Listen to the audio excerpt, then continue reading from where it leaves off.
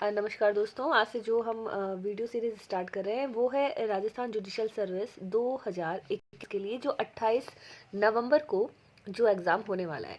तो आज सबसे पहले हम देख रहे हैं chapter 1 IPC Indian penal code 1860।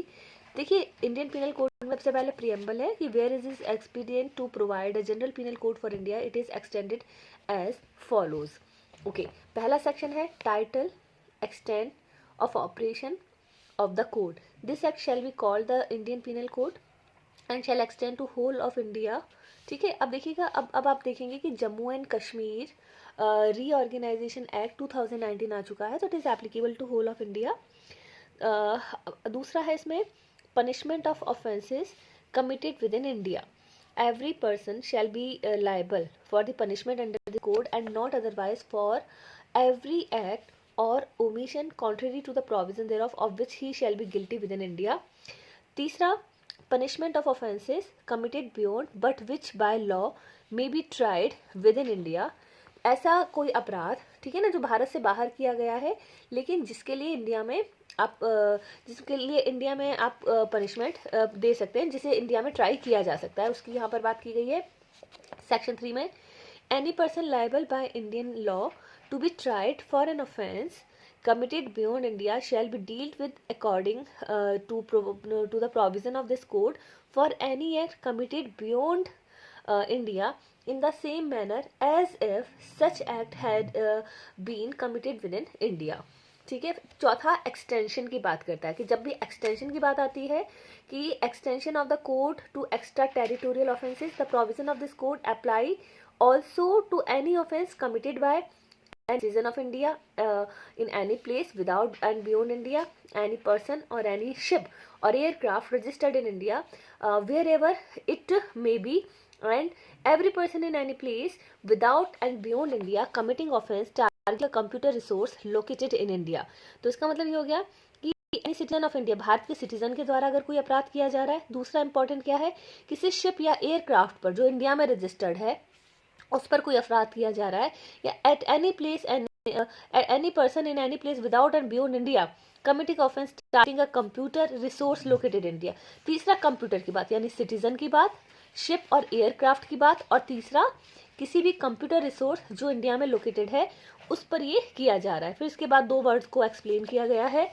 इसमें सबसे इंपॉर्टेंट है, ये इलस्ट्रेशन कई बार एग्जाम में पूछा जाता है कि a who is a citizen of India commits a murder in Uganda, he can be tried and convicted of murder in any place in India in which he may found. उसके बाद आप देखोगे section 5 chapter 1 का जो last section है वो है आपका सेक्शन 5। ओके, तो certain laws not to be affected by this act. Nothing in this act shall affect the provision of any act for punishing mutiny and desertion of offences, soldiers, sailor, airmen in the service of the government of India or the provision of any special or local law. तो इस मतलब हमारी जो हमारे military, naval और seller और जो airman और उनकी जो प्रोविजन है उस पर इसका कोई प्रभाव नहीं होने वाला। अब हम देखते हैं इन्हीं सेक्शन 5 जो सेक्शंस हैं उससे जुड़े हुए जो हमारे कुछ एमसीक्यूज हैं जो कहीं ना कहीं किसी ना किसी जुडिशियल सर्विस में पूछे गए हैं।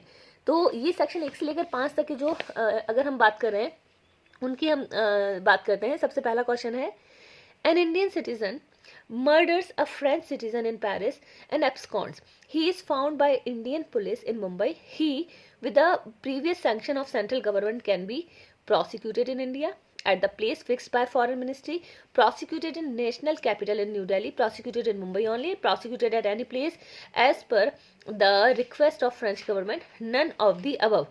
ठीक है। अब देखिएगा, Indian citizen murders a French citizen in Paris, ठीक है, and abscond, he is found by Indian police. अब इसमें आंसर आपका आएगा prosecuted at any place as per the request of the French government. ठीक है, क्योंकि यहाँ पर जिस व्यक्ति का मर्डर किया गया है वो फ्रेंच सिटीजन था। ठीक है, तो इसका करेक्ट आंसर क्या होगा, तो देखिएगा सेक्शन 1 to 5 में। ठीक है, तो हम यहाँ पर उसे एक्सटेंड नहीं करेंगे। ठीक है, एक्सटेंशन वाला हमने जो सेक्शन 4 देखा था, ठीक है, वो प्रोविजन यहाँ पर एक्चुअली एप्लीकेबल नहीं हो रहा है।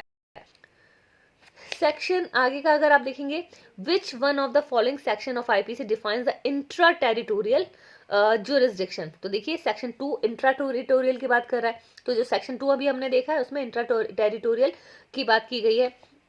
3 में बात की गई है whether Indian Penal Code 1860 applies to an offence committed by an Indian citizen of India outside India। तो देखिएगा कि क्या applies to offence committed by citizen of India outside India, क्या उन व्यक्तियों पर भी अप्लाई होगा कि जो भारत के किसी नागरिक के द्वारा भारत से बाहर अगर कोई अपराध किया गया है, तो हाँ भाई होगा, बिल्कुल अप्लाई होगा, यस। 4 में कहा गया है which of the following statement about the Indian penal code is true? The Indian Penal Code applies to every person in any part of India for every act or omission contrary to the provision of this code। ठीक है ना। दूसरा आप देखोगे इसमें the Indian Penal Code applies to any offence committed by Indian citizen of India within and beyond India। Every such act committed outside India which is committed in India would be punishable under the Indian Penal Code, all of the above। तो ये सब पर apply हो रहा है, due में पूछा गया है ये LLM एंट्रेंस में, तो it is applicable to all of the above. आगे आप देखोगे a national of Pakistan fires from the other side of border and a person within India border is killed, the relative friends and other Indians rush and drag the Pakistani to border Indian police station and can the Indian court try the accused for murder। कि जहां पर भारत के एक व्यक्ति को border पर, ठीक है ना, तो पाकिस्तान के फायरिंग के द्वारा मार दिया जाता है, ठीक है।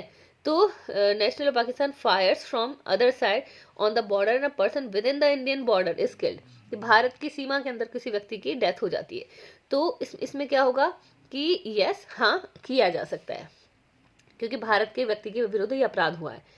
अब है a Spanish citizen who was residing in Paris instigate the commission of offence which in consequence was committed in India।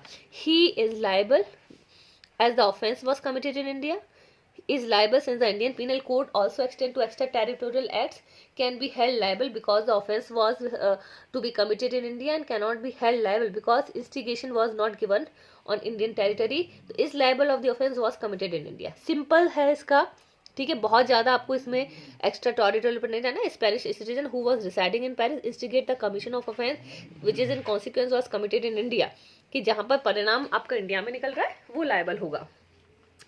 अगला प्रश्न है Admiralty jurisdiction does not x tends over offenses committed on Indian ships on high seas, offense committed at foreign merchant ships in Indian territorial water।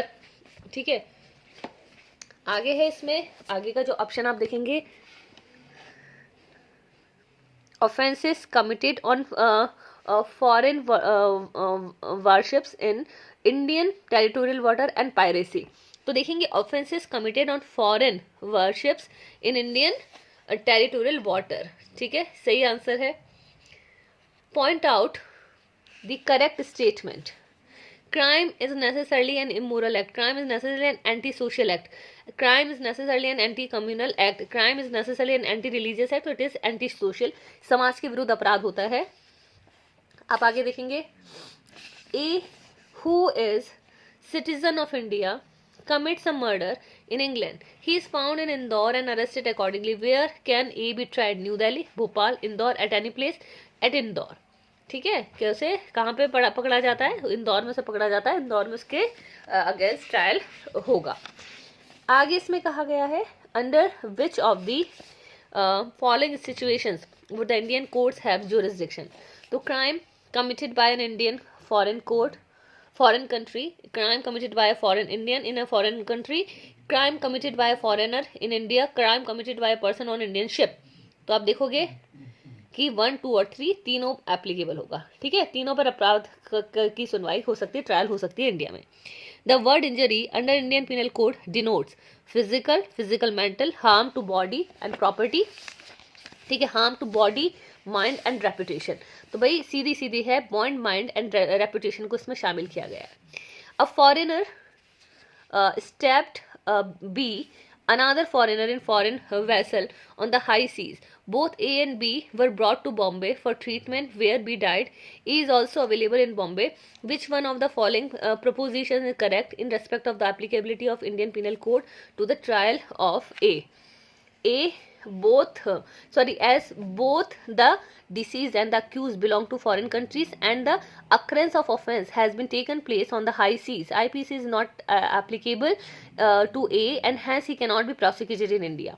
IPC is absolutely not applicable to foreigner here.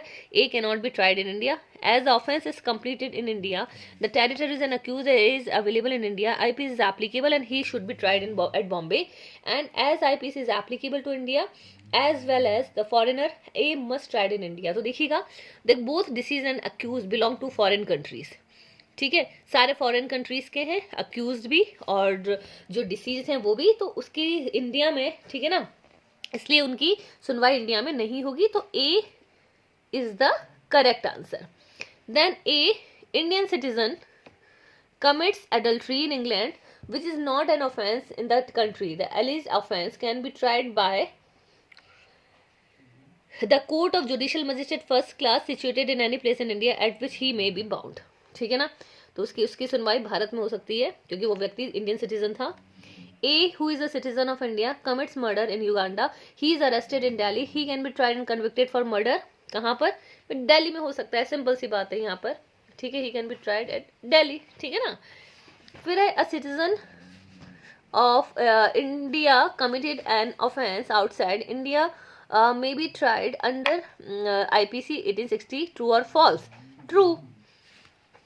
The provision relating to extension of Indian Penal Code is extraterritorial offence is provided under section 4 में समझाया गया है extraterritorial को. Who are not exempted from intraterritorial jurisdiction of the Indian Penal Code? तो simple सी बात है, public. And who amongst the following is exempted from the application of Indian Penal Code? इसमें आएगा all of president, diplomat and alien enemy, all of the above. And the Indian Penal Code came into force October 6, January 1, 1862. ठीक है, October 6, 1860. तो भाई October 6 को ये commence हुआ है. ठीक है, तो ये October 6, ये सबसे ज़्यादा महत्वपूर्ण प्रश्न है जो जुडिशरी में पूछा जाता है, जो आपके दिमाग में बिल्कुल क्लियर होना चाहिए. तो ये याद रखें और नेक्स्ट चैप्टर के साथ हम अपने अगली क्लास में मिलेंगे. Thank you so much.